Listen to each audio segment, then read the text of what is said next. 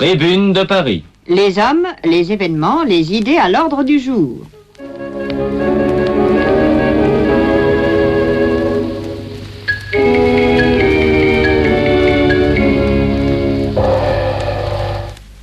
Les automobilistes se plaignent de la circulation à Paris.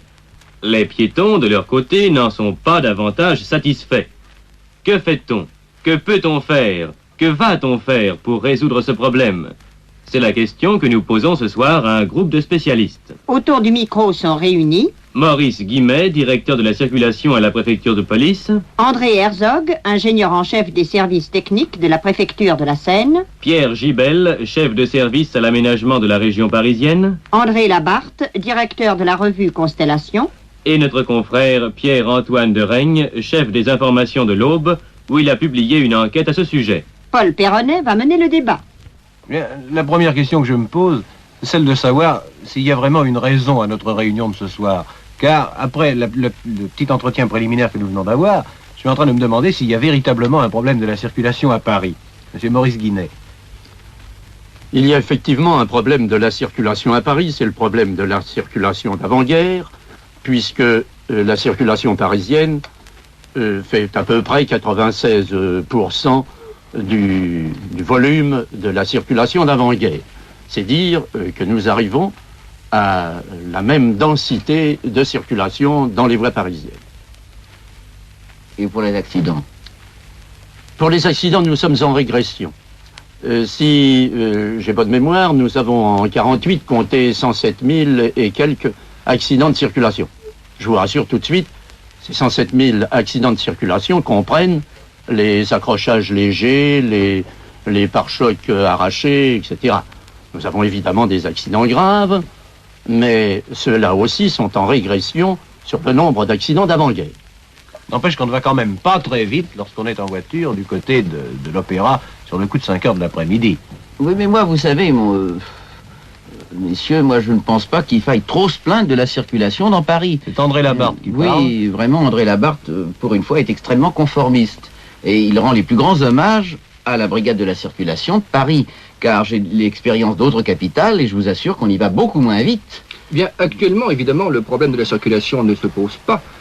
Mais il est à prévoir, il est à craindre que dans mettons, 2 ans ou 3 ans, lorsque la liberté de commerce aura été rendue aux automobiles et à l'essence, il est à craindre lorsque le nombre de voitures circulant dans la capitale aura doublé ou triplé, que le problème se pose avec une acuité particulière. C'est Pierre-Antoine de Reigne qui vient de parler. Il est bien évident que ce ne sont pas des problèmes que l'on peut résoudre du jour au lendemain et qu'il faut prévoir une bonne dizaine d'années à l'avance ce qui va se produire, les problèmes auxquels on aura à faire face pour entreprendre tous les grands travaux qui peuvent se révéler nécessaires.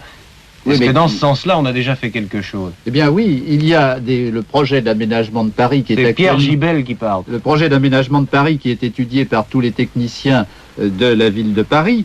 Et ce projet d'aménagement de la ville de Paris qui a justement pour but de réserver, de prévoir des opérations qui ne seront naturellement réalisées qu'au fur et à mesure des possibilités financières du moment, qui se conjugueront avec des opérations d'aménagement de la région parisienne, de grandes sorties de Paris, de liaison des aéroports avec le centre de la capitale et qui amèneront très certainement peut-être à prévoir des éléments de voies souterraines plus ou moins développés qui se raccorderont ou qui sortiront au point non congestionné de la capitale. Alors la solution vers laquelle on s'orienterait ou on tendrait à s'orienter, ce sont les rues souterraines. C'est une des solutions, mais il ne faut pas dissimuler que ce sont des solutions très chères et que nos possibilités actuelles ne permettent pas de réaliser. Il faut tout de même noter que déjà des améliorations sensibles ont été apportées par les passages souterrains qui ont été aménagés sur les boulevards militaires, par exemple. C'est très exact. Ça, c'est très exact. Mais ces solutions n'interviendront que dans une quinzaine d'années. Et d'ici une quinzaine d'années, il faut que nous en sortions. C'est ça. Et dans l'immédiat, je crois qu'il y a aussi un problème du stationnement qui se pose, peut-être plus que le problème de la circulation elle-même. C'est également très exact.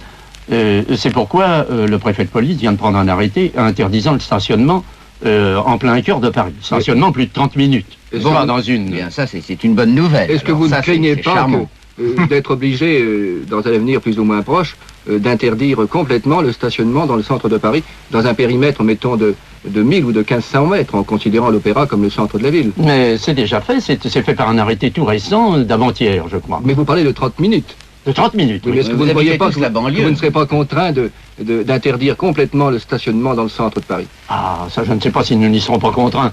Dans un avenir, j'espère, assez éloigné, parce que les utilisateurs de voitures automobiles tiennent évidemment à s'en servir. Il me semble en effet, M. Guinet, que c'est résoudre le problème par l'absurde. Car enfin, utiliser une automobile, ce n'est pas seulement se promener avec elle, mais c'est pouvoir l'arrêter à un certain endroit lorsqu'on a à s'arrêter. C'est pourquoi on a toléré 30 minutes de stationnement. Mon Dieu, en 30 minutes de stationnement, on peut décharger des marchandises, on peut aller faire une course urgente. Mais ce qu'on a voulu éviter, c'est le monsieur qui, venant de banlieue, va à son bureau, laisse sa voiture sur le bord du trottoir et la reprend le soir quand il rentre chez lui, en banlieue. Oui, mais Alors, alors cette voiture embouteille la circulation, pardon monsieur Labarre, cette voiture embouteille la circulation pendant toute la journée, alors que si vous ne la laissez stationner que 30 minutes, la circulation sera beaucoup plus aisée puisque la voie est libre. Alors, André Labarre bah oui, mais alors c'est terrible cette nouvelle-là, moi, n'est-ce pas? Et il faut déquier les garages alors. Parce que c'est la mort de l'industrie automobile. Ouais, il y a des parcs de stationnement, je crois, qui sont prévus. Oui, on a de même nouveaux parcs de stationnement sur les places de Paris. On a même étudié des parcs de stationnement souterrains, mais c'est la réalisation de ces parcs de stationnement pose d'abord des problèmes techniques très difficiles à résoudre en raison de l'encombrement du sous-sol parisien, et ensuite des frais de construction très élevés. Financier. Ouais, il me semble que la vraie question qui se pose est un problème de choix. Il s'agit de savoir si l'on va envisager des solutions à courte échéance ou à longue échéance. Enfin, s'il est en définitive meilleur marché, plus ou moins expédient de travailler pour l'hypothèse de la circulation telle qu'elle sera dans 5 ans ou dans 10 ans, ou pour l'hypothèse de la circulation telle qu'elle sera dans 40 ou dans 50. Mais il faut bien que nous circulions en attendant la réalisation des projets qui, vous venez de le dire, monsieur Gilbert, peuvent demander 15 années, 20 années.